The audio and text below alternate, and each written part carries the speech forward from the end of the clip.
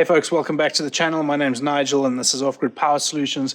We're back to looking at the old Firetruck. If you've been around for a couple of years, you'll remember that I bought this a couple of years ago with the intention of building it out as an Overlander camper, and things got busy, other commitments, all that sort of good stuff, and I've had to shelve the project. But this year we're going to be picking it back up, and I'm keen to get after it and get this thing built and build something pretty cool. So yeah, it's got some mechanical stuff that I'll show you now that I am looking for some help on.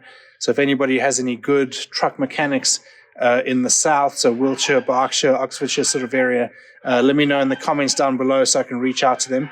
But let's get it started and I'll show you what it's doing. So the first issue that we've got is I've got the engine isolated, or the truck isolated, got a big isolator switch there. But I had it on charge, but unfortunately the charger was unplugged and I think one of the batteries is completely dead. We're holding reasonable charge now. I've put it back on charge. But let's see if it actually starts, because this battery was completely flat a couple of days ago, but maybe it'll hold enough charge to actually start the thing. And unfortunately, because it was unplugged and because this charger was still plugged in, obviously this thing draws some power when there's no mains connected to it, and it flattened the battery. But let's see if we get this thing started. So let's try that. And moment of truth. Batteries still have some life in them to be able to start the thing.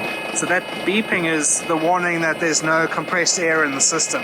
So if I actually jump up here and show you, it's not building pressure at all in the compressed air, which is obviously what releases the brakes, and when you change gears it uses that as well. And one of the main issues now is if I wanted to stop this thing that I'm putting my foot on down there is what turns the engine off.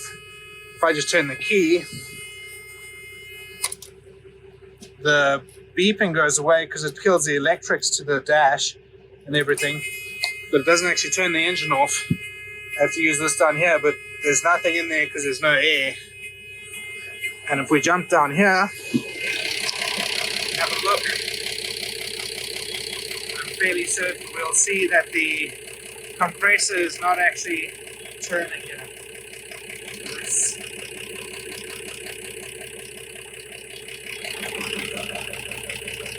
So that set of belts there should be turning. This here is the compressor, and that should be turning, but it's not.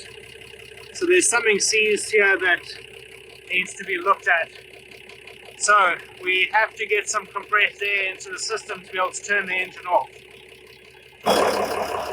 And here's how I jerry-rigged being able to get some compressed air into the system so I could just turn the engine off, because obviously I can't just leave it here idling forever. So put a little coupler into this pipe. So this pipe's just connected to the system.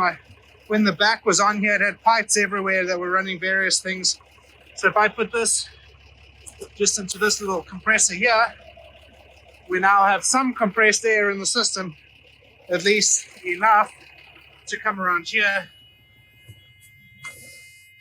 push that thing, turn the engine off, turn the key, and then the engine and everything's off there. So there we go.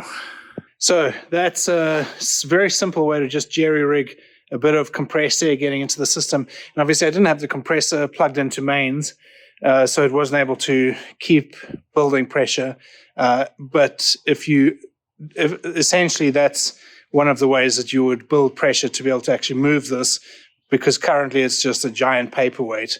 With the compressed air system not working, the brakes are locked now, so this vehicle cannot move until that's resolved, or I was able to hook up the compressor to actually build up pressure.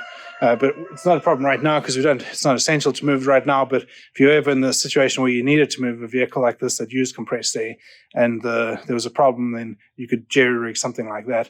But anyway, yeah, like I said earlier, keen to get after this project. So I'll be keeping you guys updated and we'll be bringing you more episodes on this build.